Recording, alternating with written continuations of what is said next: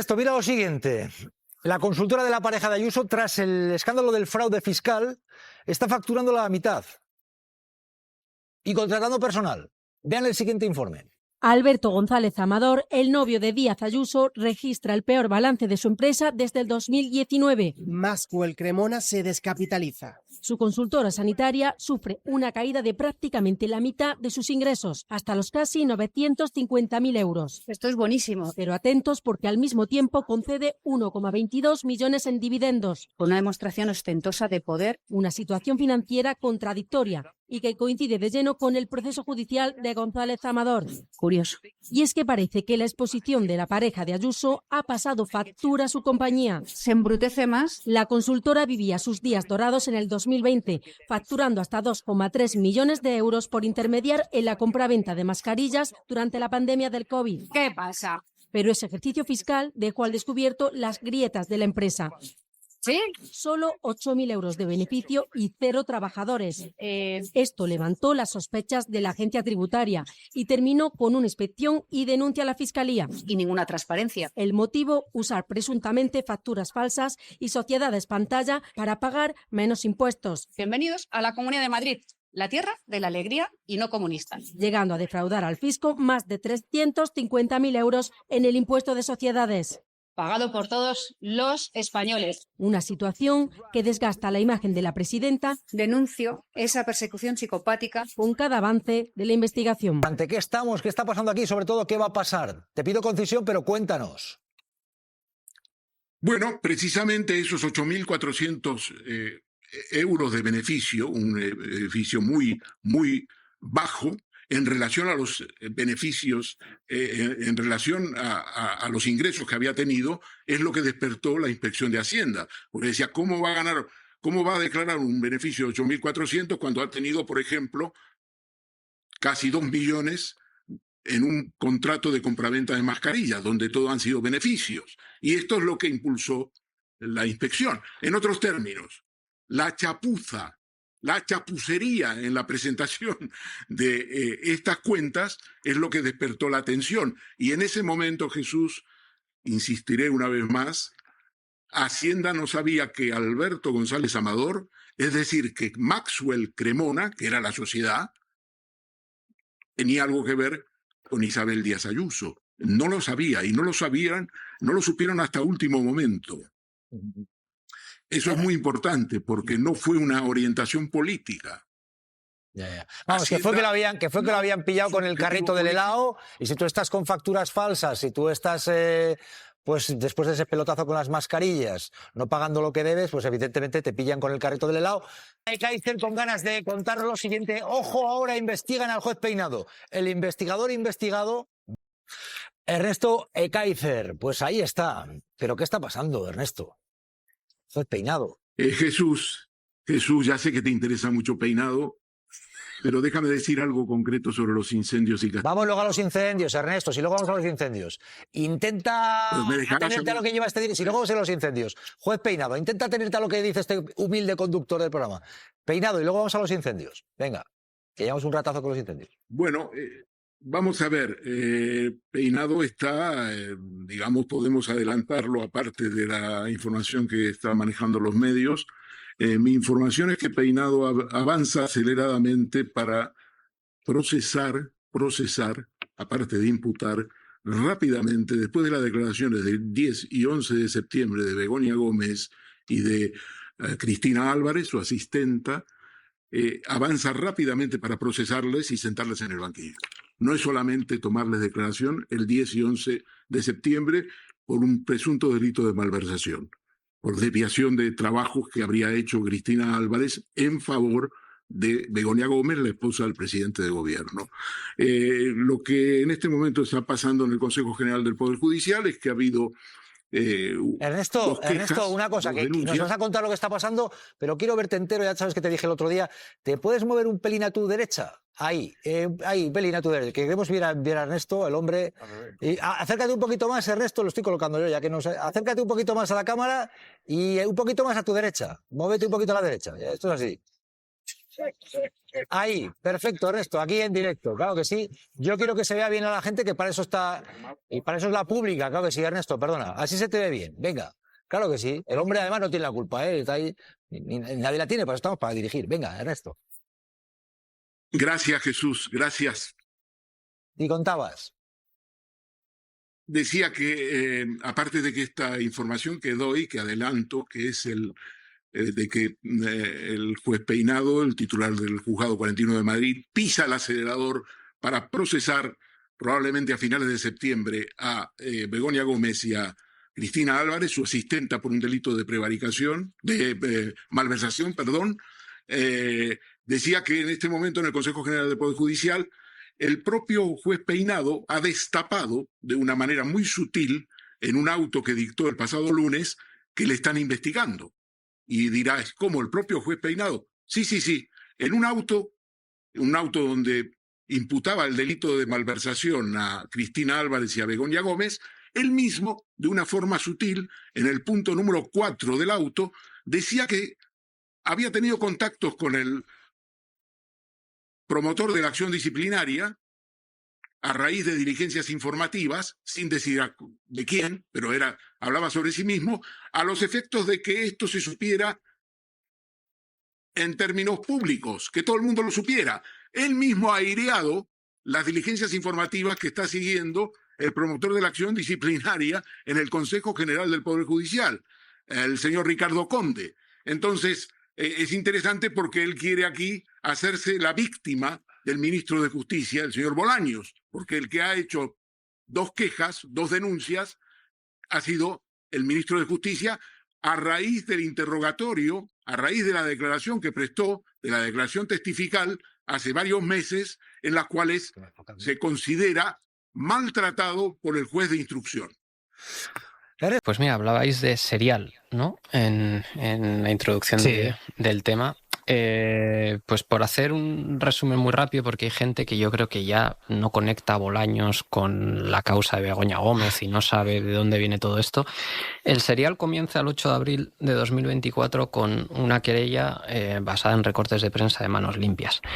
En esa querella se mezclan cosas como la subvención de una tal Begoña Gómez cobrada por... Bueno, resulta que esa señora era cántabra, ¿vale? Era otra Begoña Gómez. Era otra Begoña Gómez porque en ese caso las cartas de Peinado jugaron en su contra, porque en España hay aproximadamente unas 72.000 personas, de acuerdo con el INE, que responden al nombre de Begoña o María Begoña Gómez. Así que, bueno, pues esa parte de la querella, por razones fáciles de entender para todos, quedó en vía muerta. Luego también esta causa era una causa por tráfico de influencias y corrupción en los negocios por el rescate de Globalia.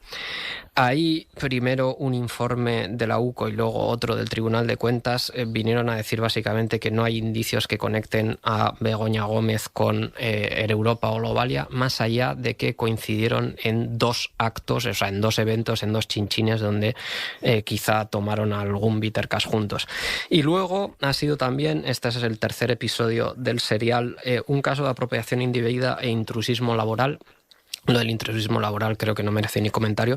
Y sobre la apropiación indebida, decir que el software era libre, es decir, que no hay dinero de por medio, ¿no? Podríamos pensar, de nuevo, ¿no? Igual que decíamos sobre el caso de que el debate público esté centrado solo en la extinción y no en la prevención, que todo esto es un error. Es decir, pues que el juez Peinado en su instrucción ha ido cometiendo una serie de errores materiales o de apreciación o incluso jurídicos, pero que no hay mala fe. Pero es que esto es muy difícil de creer. Es que este es un caso claro de lo que en la doctrina jurídica, ¿no?, se llama investigación prospectiva, entendida como aquella que no está basada en indicios de hechos directivos, sino que se trata de una especie, y aquí voy a emplear la expresión que utiliza la jurisprudencia, de expedición de pesca judicial, para ver si investigando a una persona se encuentra al final del camino algún hecho delictivo. Lo que pasa es que no esto partiendo. No es legal. Claro, esta investigación prospectiva no está permitida por la ley. Exacto, ni por la ley ni por la jurisprudencia. del Constitucional y del Supremo, porque resulta que choca con principios constitucionales tan obvios como la intimidad o la presunción de inocencia, ¿vale?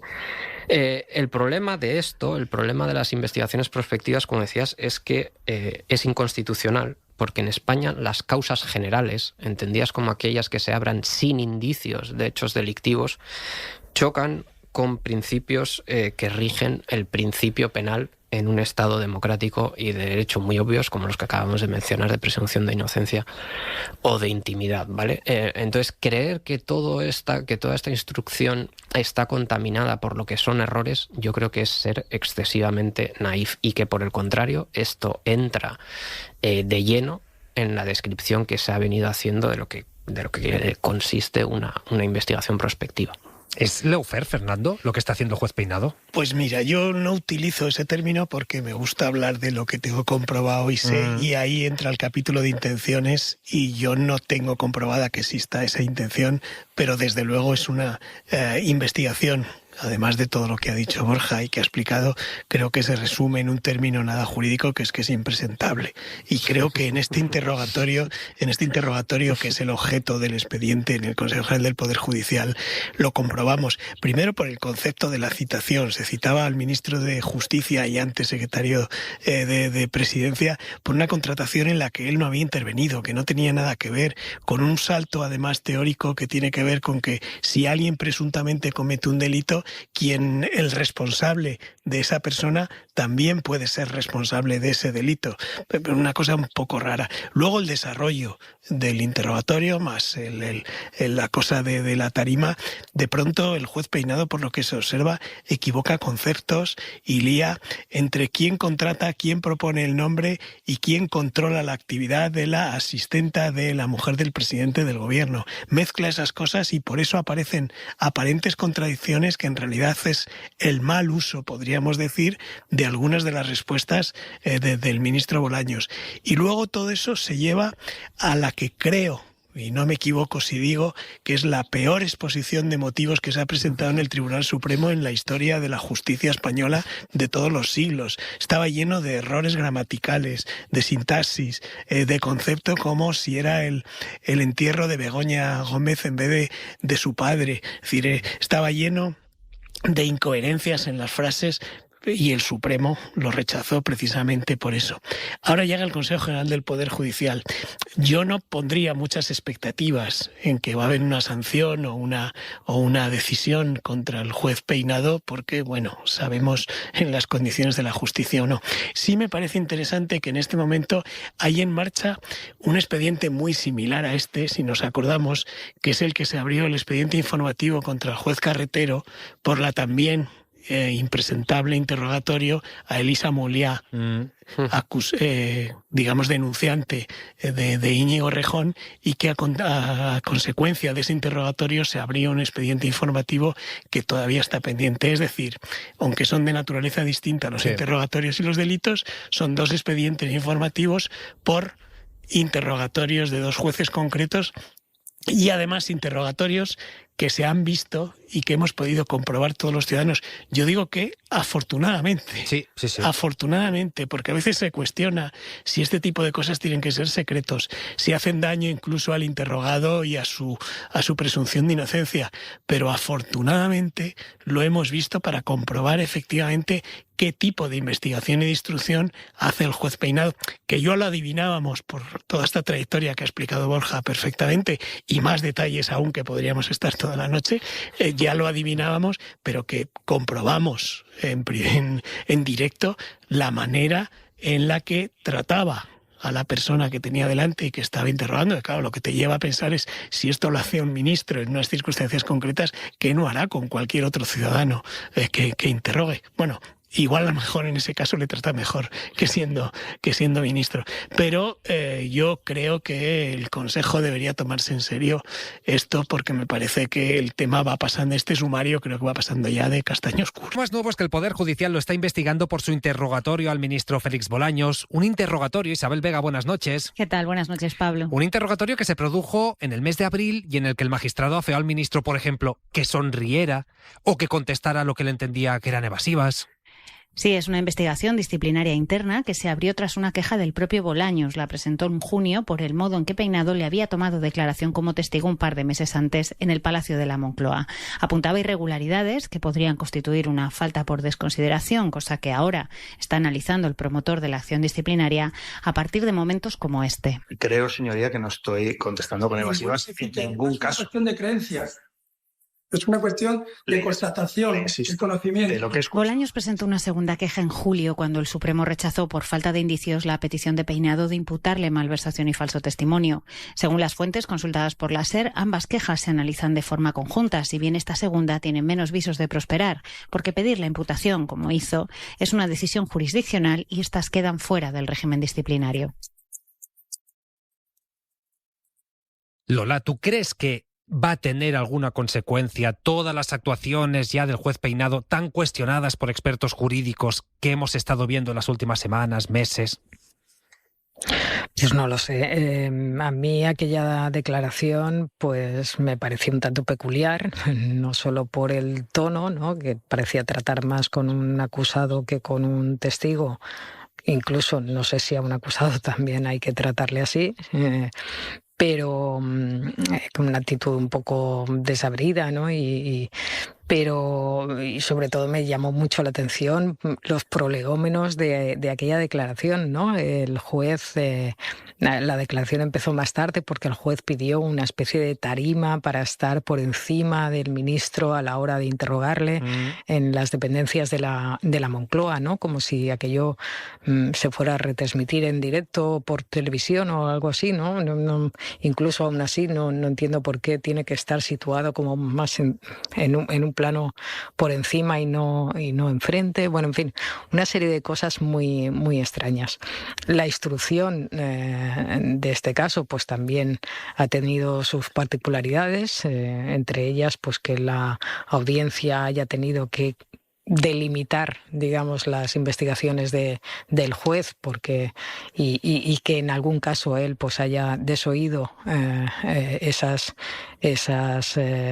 instrucciones de la audiencia, pero no sé cómo va a acabar, sinceramente. No es un asunto que bueno, que yo creo que el juez intenta alargar. Tengo esa impresión, porque será la cuarta vez que le tome declaración a la mujer del presidente y me parece que lo que se está investigando no es tan extremadamente difícil de abordar como para que se necesite tanto tiempo para tomar una decisión. Pero todo esto son apreciaciones que, en fin, que son mis apreciaciones, pero que no tienen ningún valor porque ni soy jurista ni mucho menos estoy en la piel del Consejo del Poder Judicial, que es quien tiene que tomar una decisión sobre su actuación. Fue imputado Bolaños y luego desimputado por el Supremo. Es que yo creo que, pues decíais antes que Begoña Gómez está imputada por 5 causas. Pero bueno, las 5 forman parte de lo mismo, de una investigación prospectiva del juez Peinado para ver qué encuentra y si puede alargar esto y llevársela por delante. Yo creo que está mucho más cerca de ser condenado por prevaricación el juez Peinado que Begoña Gómez por ninguna de las causas que tiene abiertas. Es un escándalo. Para empezar, es altísimamente irregular suspender una declaración judicial y decirle a una persona que salga de la sala para que vaya a buscar un papel. Es decir, todo lo que hace este señor, todo lo que hace es como de película de Charlotte, que decían nuestros mayores. Y cuando hablas con operadores judiciales y con operadores jurídicos en privado, te dicen que es un bochorno. Todos, absolutamente todos. Entonces, yo creo que está mucho más cerca él de la prevaricación que Begoña Gómez de ninguno de los delitos que le imputa. Además no descansa, porque vemos que él sigue con su actividad en agosto. Ir a criticar la gestión de los incendios, culpando a Pedro Sánchez, pero se ha ido delante de una plaza de toros, con el cartel de los festejos taurinos detrás. Esto no es ningún montaje. Es Elías Bendodo en Málaga, detrás un cartel de festejos taurinos, delante de la plaza de toros, y allí ha ido a criticar la gestión de Sánchez con los incendios. Vean. Esto ha dicho. Sí, España necesita un plan nacional, pero para que Pedro Sánchez se vaya, sin ninguna duda. Ese es el plan nacional que necesita Pedro Sánchez y nuestro país sobre todo. Los políticos buscan también una salida para cuando algún día dejen la política. Y yo creo que Elías Bendodo está pensando en ser apoderado taurino. Es lo único que se me ocurre. Ernesto de Kaiser, algo querías decir de la oleada de incendios. Ernesto, cuéntanos. Sí, yo quería señalar sobre el tema de que no se trata, en mi opinión, en estos días, de hacer una politización extrema de los temas. Yo creo que el aporte que hizo el alcalde al que has entrevistado, diciendo que aún incluso hubiéramos estado en mejores condiciones, esto nos hubiera desbordado, porque ha sido una magnitud extraordinaria y evidentemente son cosas que no son previsibles, como ya hemos señalado. Pero yo quiero señalar lo siguiente. La Junta de Castilla y León tuvo la buena fe la semana pasada de enviar y hacer pública a los grupos de la Junta, la ejecución presupuestaria de estos meses en Castilla y León. Y allí, en la ejecución presupuestaria, nos hablan de 103,4 millones de crédito que se daba en el presupuesto de Castilla y León para el ejercicio actual. Y entonces lo que señala es que la ejecución presupuestaria, compañeros, al 1 de junio de este año, es decir, el comienzo de la temporada más riesgosa, estaba ejecutado al 50%. Es decir, de 103 millones, estábamos hablando de 44 millones. Entonces, mi pregunta es, ¿cómo no van a faltar medios? ¿Cómo no van a faltar medios? Tremendo. Pero claro. Tremendo. Bueno, y luego está la polémica política. Vean, Antonio Sánchez, el coordinador de emergencias del Partido Popular, ha dicho que el culpable de la falta de prevención, el culpable de lo que está ocurriendo, es el presidente del gobierno, Pedro Sánchez. Tienen que pagar con planificación, con prevención y con reacción. Ha venido tarde por parte del gobierno del señor Sánchez. Las eléctricas les molesta. Tenemos en España la peor temporada de incendios de muchas décadas. Sánchez, culpable por la falta de prevención. Javier Aroca, Julio César Herrero. Javier. Hoy precisamente he hablado bien de Antonio Sanz en esta emisora, porque creo que la extinción del incendio de Tarifa lo hizo bien.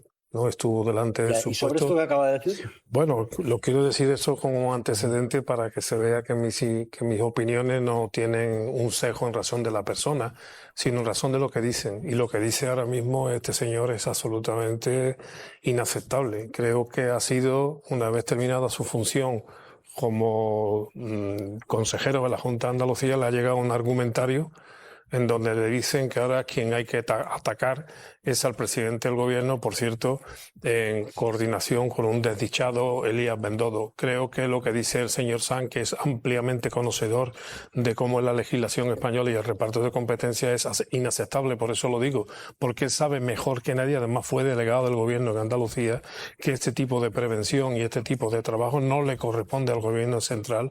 Por tanto, no es responsable ni Pedro Sánchez ni el señor Rajoy, que estuvo antes, ni los que lo precedieran, sino que esto desde hace mucho tiempo es competencia de la administración autonómica, es decir, de sus administraciones, en este caso de la Comunidad Autónoma de Andalucía, de la Comunidad Autónoma de Castilla y León, de la Comunidad Autónoma de Galicia o de la Comunidad Autónoma de Extremadura. Esto es distorsionar la realidad y echar basura en el necesario análisis y la necesaria reflexión sobre lo que está pasando con los fuegos en España. De exigir responsabilidades. Es decir, aquí en 2022 ardió en Castilla y León Sierra Culebra y la reacción del gobierno autonómico era hacer un concierto con Fangoria. Esto no es un chiste, esto era la realidad. Es que en Castilla y León ha habido consejeros que eran negacionistas del cambio climático y consejeros y un gobierno que ha privatizado y que estaban en Tarifa. Estos estaban en Tarifa cuando se declaró el incendio y no fueron hasta el cuarto día. Si con esto que ha ocurrido, ardiendo Castilla y León, no se exigen responsabilidades, ¿cuándo se exige responsabilidades a un gobierno autonómico? Nunca. Saludar al alcalde de Cistierna, León. Alcalde, ¿qué tal? ¿Cómo está? Buenas tardes. Hola, buenas tardes. Sorprendente lo que usted ha revelado. ¿Se ha llegado a publicar algún anuncio para buscar trabajadores, incluso sin experiencia, por alguna empresa de las que está subcontratada, imaginamos, para el dispositivo en Castilla y León. Alcalde, ¿qué ha ocurrido? Bueno, lo cierto es que yo ayer mirando Infojobs observé que había una oferta para una de las empresas subcontratadas por la Junta de Castilla y León y que en los últimos días, un día antes de que hubieran sacado que ayer que la hubiera visto, había sacado esa oferta de empleo y lo cierto es que nos sorprendió muchísimo porque estamos hablando de que llevamos ya 10 días o 12 días con una situación muy complicada, sobre todo en León, y nos sorprende que después de 10 días, en estos momentos, esa empresa subcontratada buscara trabajadores así de esa forma, porque hace 5 días que Alfonso Fernández Mañuco dijo que teníamos suficientes medios, suficientes personas, aunque luego con esta cuestión del tactismo político no sabemos ya exactamente si son suficientes, si hay que pedirle al Estado, si hay que pedirle al Gobierno central. Pero lo cierto es que Alfonso Fernández Mañuco dijo que tenía suficientes medios. Nos sorprendió ver que se contrataba, pero también nos sorprendió todavía mucho más. Alcalde, antes de decirnos lo que le sorprendió mucho más, que se ve interesante seguro, porque todo el mundo no tiene por qué saber que Alfonso Fernández Mañuco es el presidente de Castilla y León, el presidente autonómico, ¿verdad? ¿Correcto? Y decía, hay algo que incluso le sorprendió más.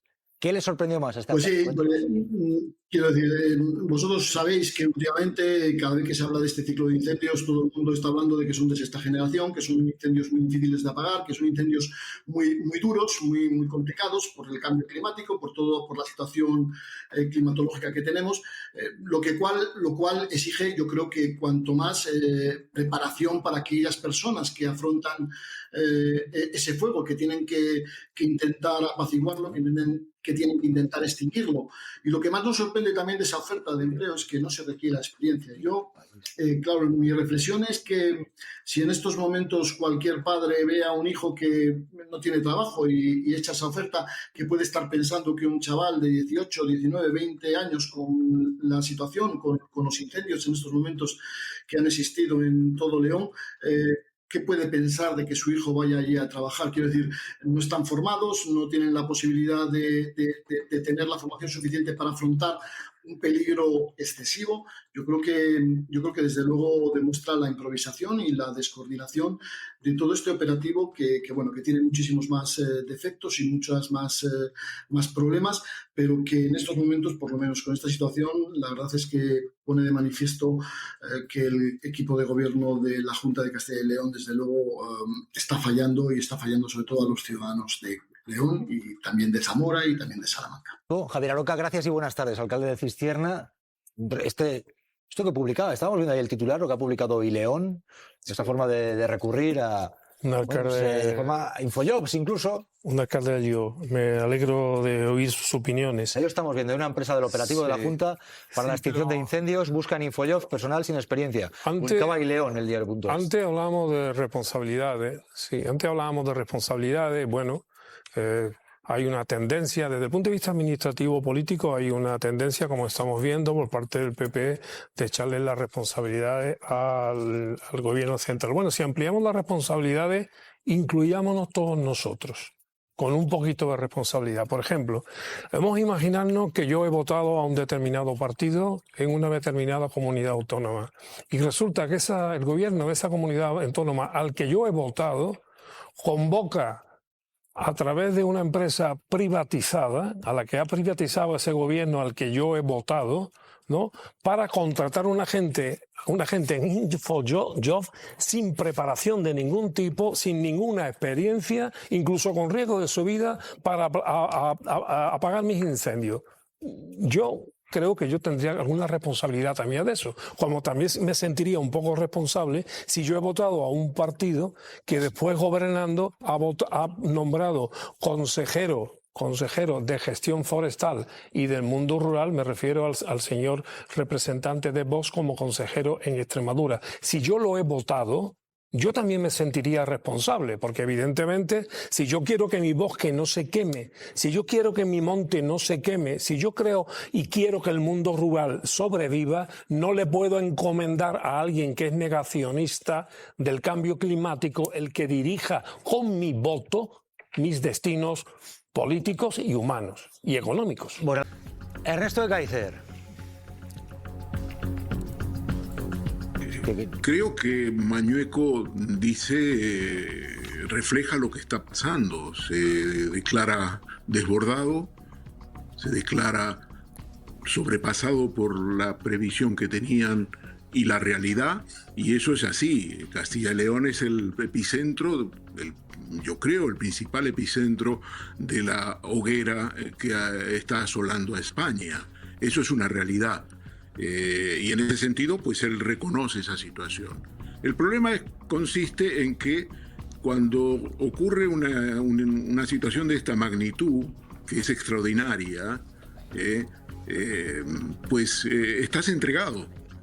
Estás entregado, no puedes improvisar. Puedes, evidentemente, actuar, no cabe la menor duda, puedes juntar la mayor cantidad de fuerzas, pero técnicamente, y lo decía uno de los alcaldes, claramente, por más incluso que hayas invertido, es muy difícil actuar en una situación así. Yo lo que creo es que lo que estamos viendo aquí es que esto es una especie de escáner. Todo lo que ha ocurrido antes del incendio es lo que explica lo que está pasando en el incendio.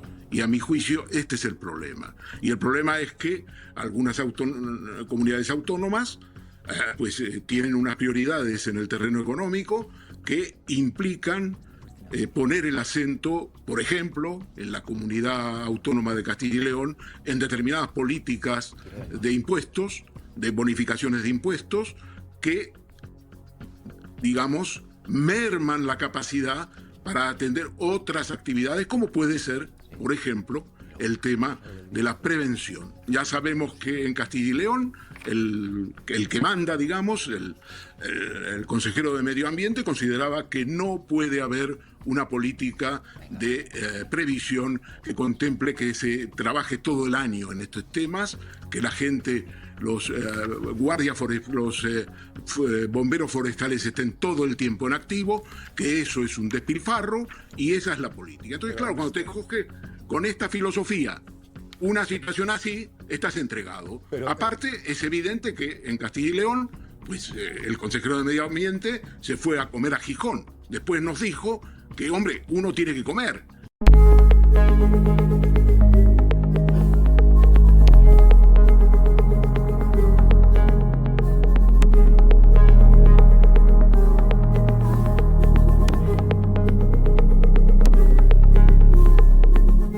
Thank you.